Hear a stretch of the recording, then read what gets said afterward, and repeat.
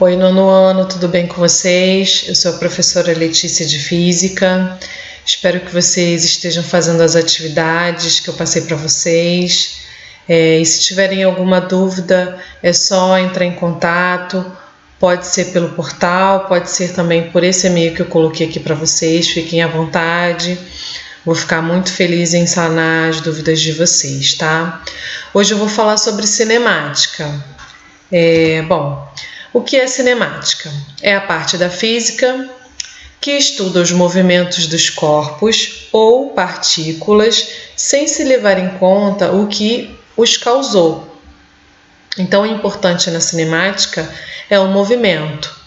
E aquela parte que vai causar o movimento, o que o causou, não é importante. Então, a cinemática visa somente o movimento. E para isso é importante a gente entender alguns conceitos básicos. O primeiro deles é o ponto material, que é todo o corpo cujas dimensões são desprezíveis em relação às distâncias consideradas. Então, em relação à distância que ele percorreu, esse corpo ele vai ter as dimensões dele, o corpo dele, né, o tamanho e tudo mais vai ser desprezível. Por exemplo, se eu tenho um veículo que está se deslocando do Rio de Janeiro a São Paulo, a trajetória dele é tão grande que as dimensões do corpo dele vão ser desprezíveis, para a gente não vai importar, tá? Então esse é o ponto material. Referencial é o corpo em relação ao qual identifica se um móvel está em movimento ou em repouso.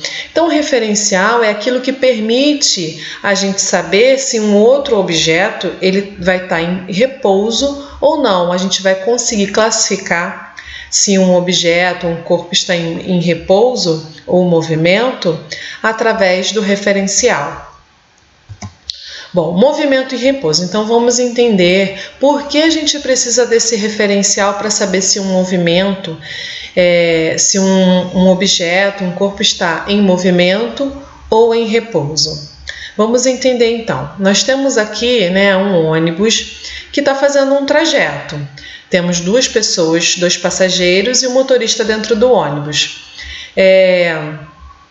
E uma pessoa do lado de fora. Vamos entender então. O motorista e os passageiros estão se deslocando juntamente com o ônibus. Eu posso dizer que em relação aos outros passageiros, o motorista ele está em repouso, porque os outros passageiros estão ali com ele dentro do ônibus fazendo o percurso. Mas se eu der o referencial como a pessoa que está do lado de fora, essa pessoa aqui, o motorista está em movimento. Então, gente, o movimento ele precisa sempre de um referencial, tá? Outro exemplo que a gente pode dar, eu aqui sentada para vocês fazendo esse vídeo, eu posso dizer que eu estou em movimento ou em repouso? Bom, a resposta correta seria depende.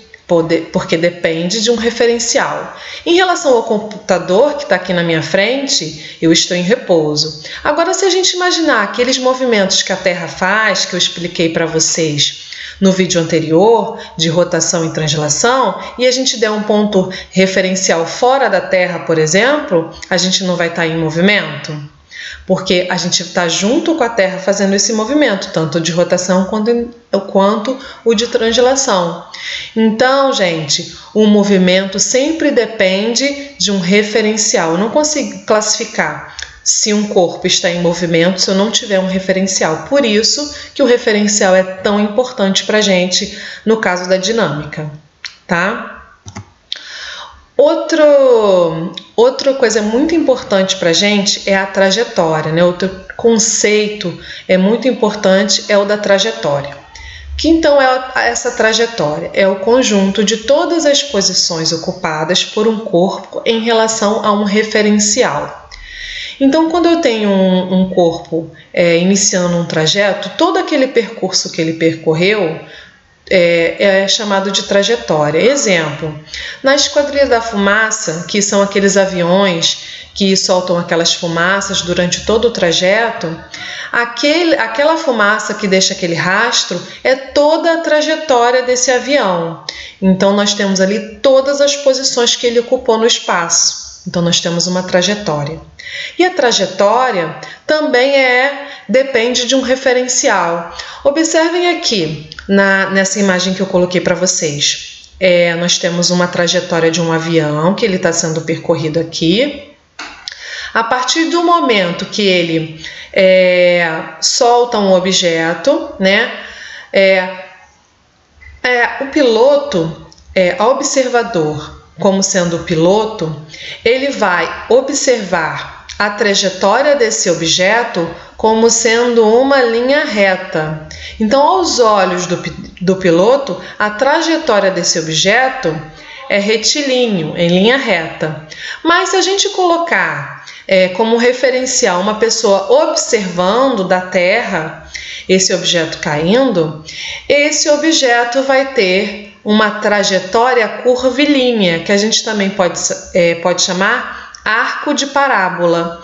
Então, esse trajeto tem uma trajetória como curvilínea, tá? Então, a trajetória também depende de um referencial, que aos olhos do observador vai depender se ele vai ser curvilíneo ou retilíneo. Então, essa é a trajetória, tá? Então, a gente chega na parte da dinâmica, que é a velocidade escalar média. Primeiros cálculos que a gente vai fazer em física, tá? No caso da dinâmica. O que seria, então, a velocidade escalar média? Ela pode ser calculada por meio da razão entre as distâncias total percorrida pelo móvel e um determinado intervalo de tempo.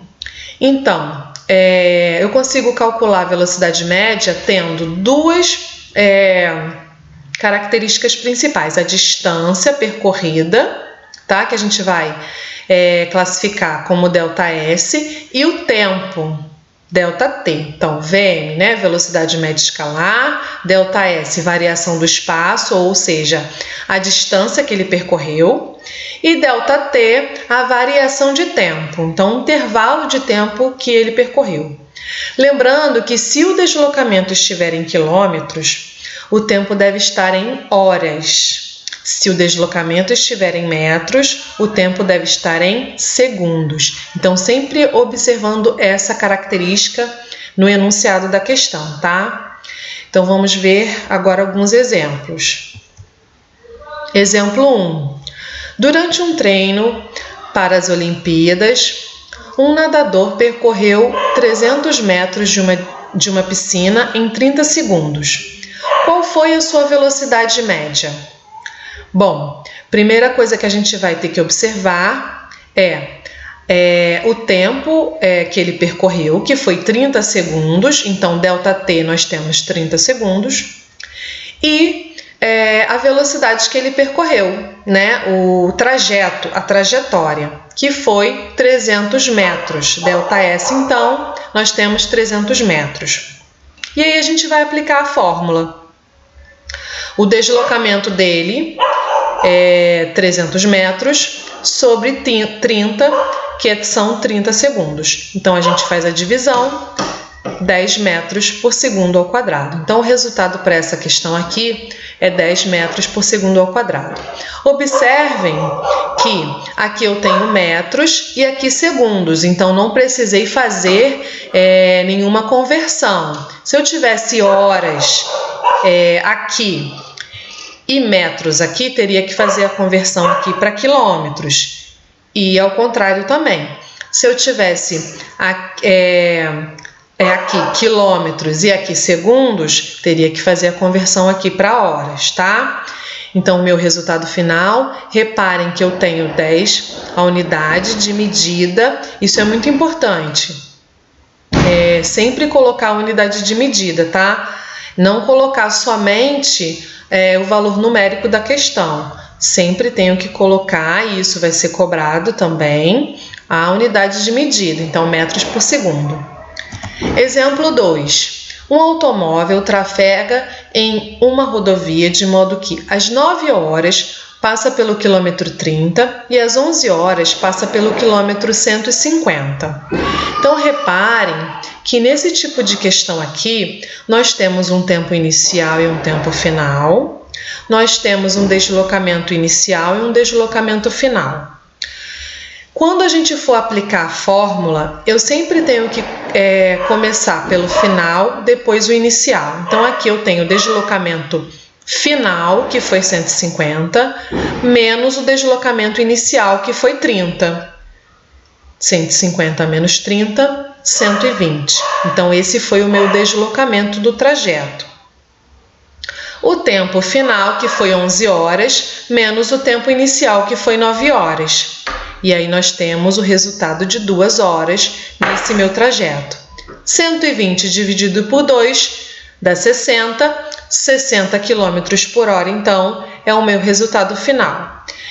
Reparem que nesse caso eu tenho quilômetros por hora, tá? Então, por isso que minha unidade de medida aqui ficou quilômetros por hora. Não tive que fazer nenhuma conversão, porque estava em quilômetros com horas. E não precisei fazer nenhuma conversão nesse caso, tá? Então, esse é o resultado final dessa questão. E aí, nós podemos fazer conversões de unidades. Eu posso tanto transformar quilômetros por hora para metros por segundo, como metros por segundo para quilômetros por hora. A gente já viu isso anteriormente em sala de aula, mas só recapitulando para vocês que vocês possam fazer os exercícios da melhor forma possível, tá? Então, de quilômetros por hora para metros por segundo, é só eu fazer a divisão por 3,6. E de metros por segundo para quilômetros por hora, é só fazer a multiplicação por 3,6. E aí vocês podem me perguntar e surgir uma dúvida, mas professora, por que 3,6? Porque uma hora tem 3.600 segundos, então sempre vai ser esse valor fixo, tá? De 3,6. Então, eu coloquei aqui alguns exemplos para vocês. Exemplo 1. Converta 32 km por hora em metros por segundo. Peguei 72, dividi por 3,6, que deu 20 metros por segundo. Exemplo 2. Converta 25 metros por segundo em quilômetros por hora. 25 metros multiplicado por 3,6, que deu 90 km por hora. Então, é só utilizar esse mecanismo aí, tá? Então, era isso. Espero que vocês tenham entendido, que tenha ajudado a compreensão de vocês. Não esqueçam, qualquer dúvida é só contactar através do portal ou pelo e-mail. Fiquem à vontade. Estou sentindo muita falta das nossas aulas. Espero que isso tudo passe logo para nós podermos nos reencontrar. Tá? Um grande abraço e até o próximo vídeo.